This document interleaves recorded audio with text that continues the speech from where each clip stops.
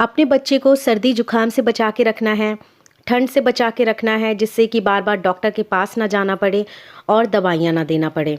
तो मैं अपने बच्चों को पूरे सर्दी यही नुस्खे अपनाती हूँ, जो आज मैं आपके साथ शेयर करने वाली हूँ।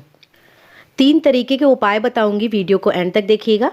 पहला है ये कि सबसे पहले तो जो घर में सेंधा नमक होता है, पहले ही ये पिसा हुआ आता है, लेकिन फिर भी इसको आपको और भी बारीक पीस लेना है। बेलन और तिबाई के ऊपर रख के या किसी भी महीन चीज़ से कर लेना है इसको। और घर में जो डालडा घी होता है, उस डालडा घी को इस सेंधा नमक के साथ आपको मिक्स कर देना है और इसको काफ़ी देर तक आपको चलाना होगा। अगर डालडा घी नहीं है तो उसकी जगह आप देसी घी का भी इस्तेमाल कर सकते हैं। अब क्या है कि जब हम घी को और नमक को मिक्स करेंगे तो थोड़ी देर चलाना पड़ेगा, जिससे कि जो नमक है वो पूरा घुल जाए। जब हम अपने बच्चे के लगाएंगे तो उसको जो उसके कण होते हैं ना, वो चुभेंगे नहीं। तो ये आपको काफ़ी देर तक थोड़ा सा इसको चलाना होगा, जिससे कि ये अच्छे से मेल्ट हो जाए। इसका फ़ायदा ये होता है कि जब भी बच्चे की छाती में सर्दी जकड़ जाती है ना, बच्चे सो रहे होते हैं तो खर खर की आवाज़ आती है, बहुत ज़्यादा खरखराहट हो जाती है, खांसी हो जाती है, बलगम जकड़ जाता है।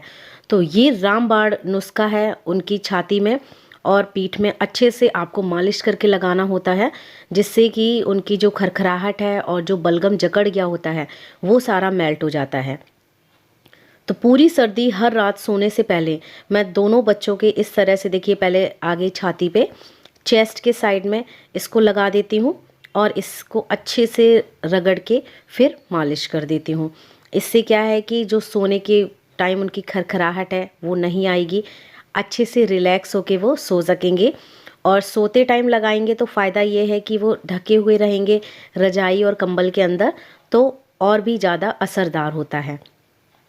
पीछे भी पूरी पीठ पे लगाना होता है, रीढ़ की हड्डी के ऊपर पूरा अच्छे से मसाज कर देनी होती है और पूरी पीठ में लगाना है। तो ये बहुत ही अच्छा पहला नुस्खा है, जो आपके घर में आसानी से उपलब्ध होती है जो चीज़ें, उनसे आप बना के कर सकते हैं। अब मैं बताती हूँ आपको दूसरा तरीका। आपको एक बर्तन लेना है, उसमें जो सरसों का तेल होता है वो डालना है। अब आप ज़्यादा अगर एक साथ बनाना चाहते हैं तो आप ज़्यादा तेल का इस्तेमाल करिएगा, थोड़ा थोड़ा यूज़ करना चाहते हैं तो थोड़ा बना सकते हैं। अब मेथी के जो दाने होते हैं, जो खड़ी मेथी होती है, उसके दाने इस सरसों के तेल में डाल देने हैं। तो ये मैंने, देखिए, मेथी के दाने इसमें डाल दिए हैं। अब हम इसको धीमी आंच पे रख देंगे पकने के लिए। मेथी क्या है, बहुत गर्म होती है। अगर ऐसे भी खाते हैं ना तो भी शरीर के जो अंदर जोड़ों के दर्द होते हैं वो भी निकल जाते हैं, लेकिन कड़वी होती है, खाने में नहीं खाई जाती है। तो पर ये तेल जब बना के रख लेते हैं तो इसकी अच्छे से जब मसाज की जाती है ना, मालिश की जाती है, तो वो भी अच्छे से बॉडी में अंदर तक पहुंचता है तेल। सर्दी से भी बचाएगा और जो घुटनों के दर्द होते हैं, ठीक है, और जो जोड़ के दर्द हो जाते हैं, उसमें भी बहुत ही फ़ायदेमंद होता है। तो ये मेथी, देखिए, पूरी तरह से जल चुकी है। अब इसको छान लेते हैं किसी एक बर्तन में। तो इस तरह से आपको छान के रख लेना है और घर में कोई भी आपके खाली कंटेनर है, छोटी सी डब्बी है, शीशी है, जो भी आपके पास होती है, उसमें आपको इसको भर के रख लेना है। तो मेरे पास ये कलर की शीशी, देखिए, खाली पड़ी थी, इसमें मैंने भर लिया है और ऊपर से लिख भी दिया है मेथी का तेल, जिससे कि आसानी रहती है पता करने में कि इसके अंदर क्या है। अब मैंने लहसुन की कुछ कली ली है, जिसको छोटा छोटा से काट लिया है। फिर से एक बर्तन में सरसों का तेल रखना है।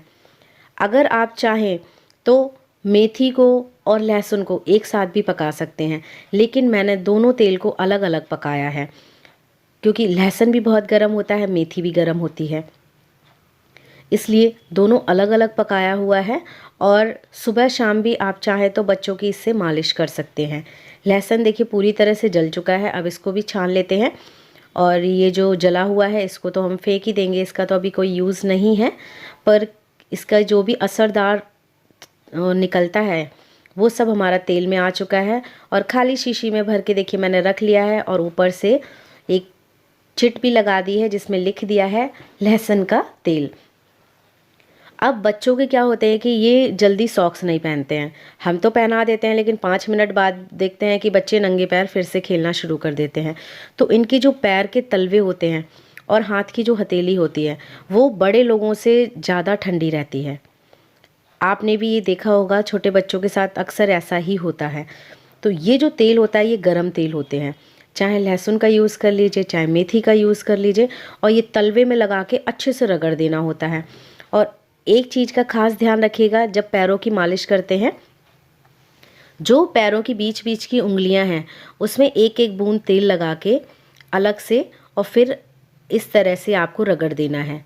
तो जो भी ठंडकपन होता है इनका, वो सब निकल जाता है और बहुत ही आराम मिलता है। बच्चों को पूरी सर्दी दर्द भी नहीं होगा और उनको सर्दी भी नहीं लगेगी। फिर कोई भी गर्म कपड़ा पहना दीजिए, सॉक्स पहना दीजिए। तो ये थे हमारे 3 बहुत ही असरदार उपाय, जो कि घरेलू नुस्खे हैं, दादी माँ नानी माँ के टाइम से चलते हुए आ रहे हैं। अच्छा लगा हो तो लाइक शेयर सब्सक्राइब ज़रूर कीजिएगा। Thanks for watching.